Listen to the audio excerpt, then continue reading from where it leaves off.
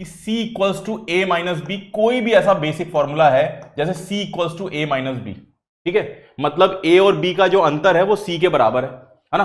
अब होता क्या है कई बार क्वेश्चन में कि हमारे पास A और B का दिया रहेगा रेशियो यानी अनुपात, A और B का हमारे पास दिया रहेगा क्या मेरे भाई, रेशियो और अनुपात।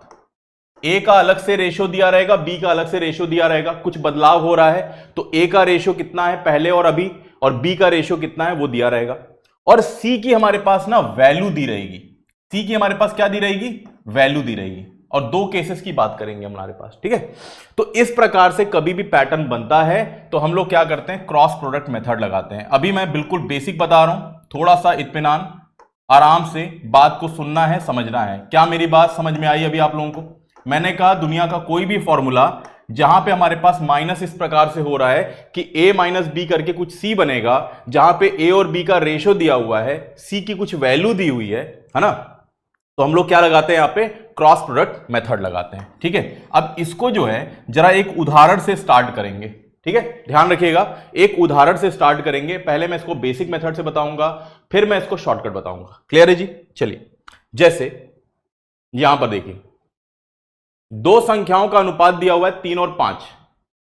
अगर हमारे पास पहली वाली संख्या में 39 जोड़ दिया जाए और दूसरी वाली संख्या में 14 जोड़ दिया जाए तो हमारे पास नया रेशियो कितना आ जाएगा, 6 और 7 आ जाएगा। अरे बोलो हाँ या ना? ठीक है, सवाल समझ में आया? बिल्कुल बेसिक सा क्वेश्चन है कि भाई साहब पहले दो संख्याओं का अनुपात कितना था, 3 और 5 था।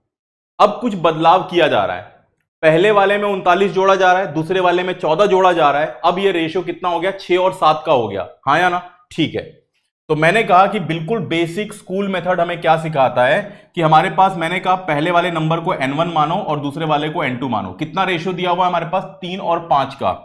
क्या मैं इसको 3x और 5x मान सकता हूं मेरे भाई? 3x और 5x, हाँ मान सकते हैं। अब बोल रहा है कि पहली वाली संख्या में कितना जोड़िए, 39। लो भाई, पहली वाली संख्या में 39 जोड़ दिया जाए।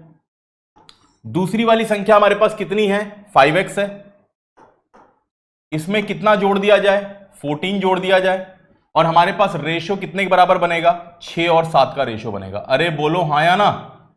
समझ में आ रही है ना बात? भाई पहला वाला नंबर 3x, दूसरा वाला 5x, अगर पहले वाले में 39 जोड़ा जाए, दूसरे वाले में 14, तो अनुपात कितना बन जाएगा, 6 और 7 का। अब आप क्या करते हैं, अल्टीमेटली आप क्रॉस मल्टीप्लाई करते हैं। 7 को आप मल्टीप्लाई करेंगे इधर, और इस वाले को पूरा 6 के साथ मल्टीप्लाई करेंगे। जरा मल्टीप्लाई करते हैं, तो 7 तिया कितना बनेगा हमारे पास, 21x बनेगा, है ना। 7 इंटू 39 कितना बनेगा, 7 9 63, यहां पे 6 चला गया, 7 तिया 21, 6 73, सॉरी 27, 273 बन रहा है। यहां पे कितना बनेगा, 6 मल्टीप्लाई करेंगे, 6 पंजे 30x, प्लस में 14 छक्के कितना बनेगा, 84। आप जरा देखिएगा, अगर 21x को उधर लेके जाएंगे तो क्या ये 9x बनेगा, और 84 इधर माइनस कर देंगे तो 84 माइनस करने में क्या ये 189 आएगा मेरे भाई, 189। अगर मैंने 9 से भाग दे दिया, 9 से भाग दे दिया, तो यहां पे हमारे पास कितना बन जाएगा, 21। x का मान कितना आ गया, 21 आ गया। सभी लोग बोर्ड पे बिल्कुल अच्छे तरीके से देखिए, और आप सभी लोग, बिल्कुल नॉर्मल सी बात है, जब भी अगर ये मेथड कोई भी स्टूडेंट फॉलो करता है, ठीक है, वो कॉम्पिटिटिव एग्जाम का स्टूडेंट नहीं कहलाएगा। मैं बस एक चीज को समझाने के लिए मैंने फटाफट लिख दिया, ठीक। तो एक मेथड पढ़ेंगे और देखेंगे कितने प्रकार के सवाल हमारे पास, कितने सारे टॉपिक से हमारे पास क्वेश्चन बनते हैं, ठीक है। तो x का वैल्यू कितना आ गया, 21 आ गया। पूछा क्या है, बिगर नंबर। तो भाई एक चीज जान लीजिएगा, मैं बार बार जितने भी स्टूडेंट्स मेरे पुराने स्टूडेंट्स हैं सबको पता है कि मैं यही बोलता हूं कि कभी भी हमारे पास अगर इफ वर्ड आ जाता है, हिंदी में अगर यदि वर्ड आ जाता है, ठीक है जी, अगर हमारे पास इफ वर्ड आ जाता है और हिंदी में यदि वर्ड आ जाता है और पूछा हुआ है बिगर नंबर, तो आपके पास बाद का रेशियो ये है, पहले वाला रेशियो ये है, तो हम लोग हमेशा जो आंसर निकालते हैं वो पहले वाले से निकालते हैं। इतना बात याद रखिएगा, हमारा जो आंसर निकलेगा वो कहां से निकलेगा, पहले वाले से निकलेगा।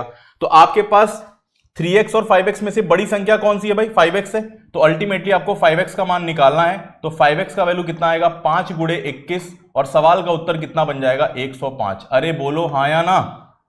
ठीक है, समझ में आया सभी लोगों को?